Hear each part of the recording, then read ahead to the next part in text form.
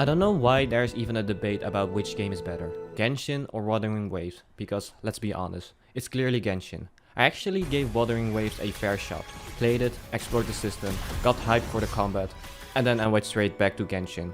It isn't even close. From the story to the combat pacing, voice acting, stamina system and overall polish, Genshin wipes the floor with Wuthering Waves. Before disliking this video, watch till the end. I promise you, you will be convinced why Genshin is better than Wuthering Waves. Alright, let's go. Wuthering Waves gives you a skip button on every cutscene. Main story, side quest, doesn't matter. You can't skip it all. And honestly, that says everything. Because they don't want you to see it. They are embarrassed of their story. Why would they otherwise give you a skip button? Now, contrast that with Genshin Impact. No skip button. Why? Because the developers believe their storytelling is worth experiencing. Every moment is crafted with care, from the voice acting to the cinematography. They are proud of it, and they want you to actually see it. I mean, look at this.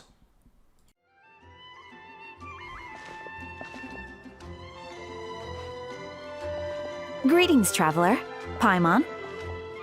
Hey, Catherine! Still doing the whole no commissions during Windbloom thing? In general, yes. The people of Mondstadt don't delegate their work to others this time of year. But... Do you now see why there's no skip button? Because this is peak! Let's talk about voice acting, because this is where you can actually feel a game's soul, or complete lack of one. In Genshin, Paimon never shut up, and that's a good thing. She reacts, comments, panics, nags. She feels alive. Why does she get all those lines? Because her voice actor needs to pay for her medical bills. And the devs made a thoughtful choice. Let her have all the dialogue, let her carry the scene. And the traveler? Completely silent. Not because the devs were lazy, but probably because she doesn't have to pay the medical bills. She's just being considerate. That's why the traveler keeps quiet, so Paimon can pay for her medical bills. What a wholesome arrangement. While for Wuthering Waves, I think this will speak for itself. Till we meet again, dear friends. You're not going anywhere. Yeah, I don't know what to say. It's just bad. There's just no emotion. I would rather hear Paimon scream in my ear for 10 hours than I have to listen to this voice acting. Then there's the combat. Wuthering Waves moves so fast that half the time I don't even know what's happening. Quick swap, throwing echoes, flashy effects, particle spam. It looks cool, but when I'm playing, it's just visual noise. In contrast, Genshin combat lets you see every action clearly. Every hit has a weight. Every skill connects meaningfully. It feels like playing the game.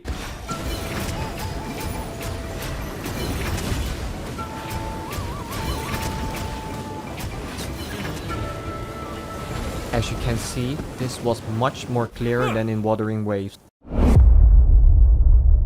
This is not even a debate. Genshin wins quality of life. Easily. Just look at the developer's blog post. They have released over the years actual breakdowns of quality of life improvement based on player feedback. Probably. Let's pick one, the mail search function. Yeah, that's right. They added the ability to search through your mailbox, not just to find codes, but to relive those messages from companions, because as they said themselves, memories shared with companions are the greatest treasure of your journey. That's not just function, it's emotion baked into design. And then there's the artifact loadout system, something players begged for years. It didn't come out of nowhere, it wasn't rushed, it wasn't slapped together.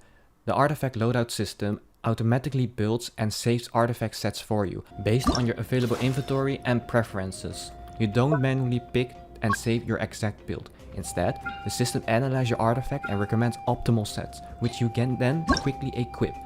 This means you can seamlessly switch between the two presets the system has saved for you, whatever it's DPS, support or elemental mastery, without the tedious process of equipping each artifact one by one.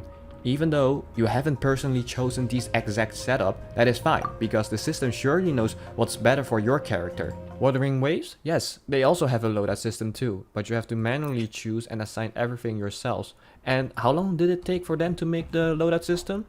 What? Less than a year? You can clearly tell it was rushed out just to tick a box. There's no finesse, no intelligence behind it, just a bare bones implementation that puts all the work back on the player. Genshin? The system builds around you, it is seamless, thoughtful, and saves you time, because when you take 5 years to get it right, you get quality, not this half-baked system.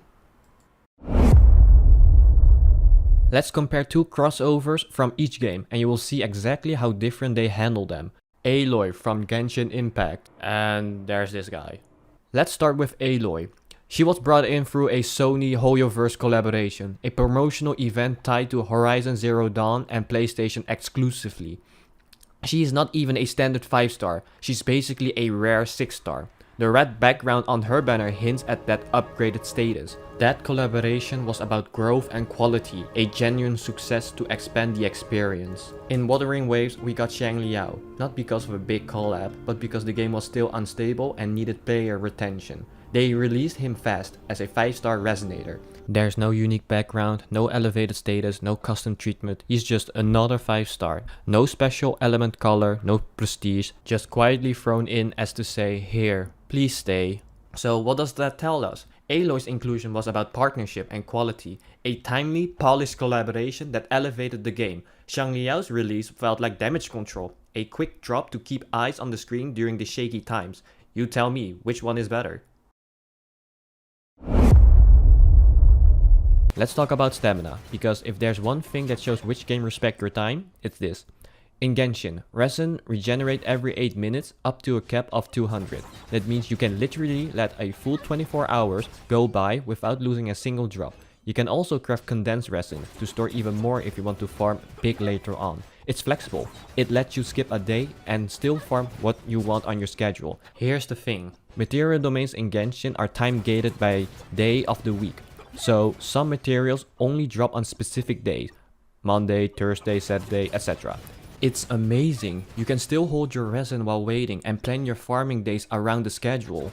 Also, artifact domains require resin to enter, which is actually a blessing in disguise. It limits how much you can farm, preventing burnout and making sure you don't grind yourself into the ground. Now let's look at Wuthering Waves, where it all feels desperate. Waveplate regenerate every 6 minutes, with a max of 240. Once you hit the cap, regeneration stops completely, unless you overcharge. Sounds like a backup plan, right? Wrong! The overcharge system only kicks in after you have maxed out, and even then, it refills at 12 minutes per plate, which is half as fast. You can store up to 400 extra wave plate, but only if you literally don't touch the game for over a day and a half. So unless you are skipping play entirely, it is basically useless. You are punished for playing consistently and rewarded only when you are offline, but it gets worse. Wuba lets you farm echoes in the open world for free. No waveplate required, no limit. Just go outside and start grinding. Sounds generous until you realize what it really means. There's no stop button. You can grind forever and it never tells you to take a break. Which sounds fun until you're 5 hours deep, totally burnt out and questioning why are you farming the same thing for the 20th time. Genshin gives you structure. Wuba gives you a hamster wheel. And that's why Genshin Impact is better than Wuthering Waves. Have I convinced you? No. Well, let me tell you something. If you still can't tell by now, this was all a joke. I think Wuthering Waves is actually doing better in almost every aspect I just roasted. This was just me having fun just poking some people, but if you watch all the way through, you're the real one. Hope you enjoyed the ride, and who knows, maybe I will do a part 2. So if you want to see that, leave a like, drop a comment and subscribe for more chaotic nonsense.